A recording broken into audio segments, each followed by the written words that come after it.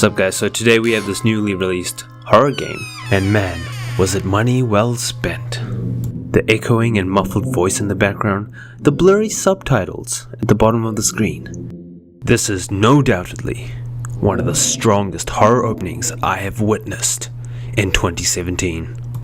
The way they stuff the backstory down the player's throat through 10-year-old Kyle's perfectly handwritten journal really sets the mood for a subpar story-seeking adventure. We start the game off with nothing but a flashlight, and after carefully observing our surroundings through the crisp camera movement and light shining from our stubby handheld flashlight, we discover our first artifact of interest, a birthday card. And from this card, a crucial bit of information can be extracted. The information that Kyle's handwriting is in fact as shit as any 10-year-old's handwriting ought to be. But wait, the journal entry we saw earlier had perfect handwriting. This, folks, is a clever way to introduce subtle inconsistency to the game, and we all know inconsistencies are a major strong point for any horror story. At least the game has good level design, right?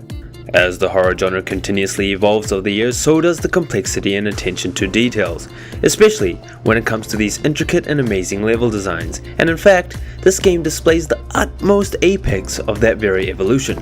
So at the end of the day, that's what really sets this game apart from others, the amazing and extremely complicated level design. But seriously, who thinks infinite corridors are a good idea? Okay, whatever, level design isn't too big a deal. I mean, you can still have an amazing horror game without it. Actually, in my opinion, one of the most important aspects to a decent horror game is how they approach suspense. In most of the Silent Hill games, for example, you get a build up through various camera angles, ambient noises, and well-placed foreshadowing. In other games, you get a straight up mellow and quiet environment, contrasted by a sudden jump scare. In Kukui, however, they've taken the approach of an 8-year-old's YouTube comment.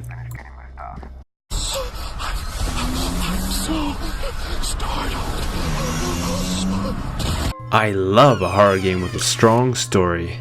Like any good horror game, Kukui has an amazing story progression. We're subtly given essays of information in the most unexpected and significant of locations. Locations that no doubtedly have metaphorical meaning to our protagonist Kyle. Locations such as the floor, the floor, the floor, and the floor. Damn, that's deep. Alright, pretty good game so far. What can they do to make this game even better? I know, adding a shitty minigame in the middle of nowhere. What a great idea! Well, there goes any semblance of suspense. That thing trying to kill you? Yeah, it's gonna wait for you to finish your minigame. It's a good-mannered serial killer, after all. And as for the actual minigame itself, what even am I? Sperm-dodging bird shit? This minigame was necessary.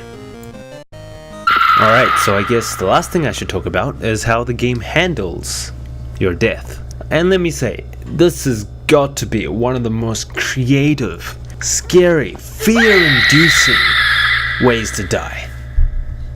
Oh boy, here it comes. Wow, I am experiencing sheer, utter terror. And with that, I give the game a flashlight out of 10. Definitely check this game out.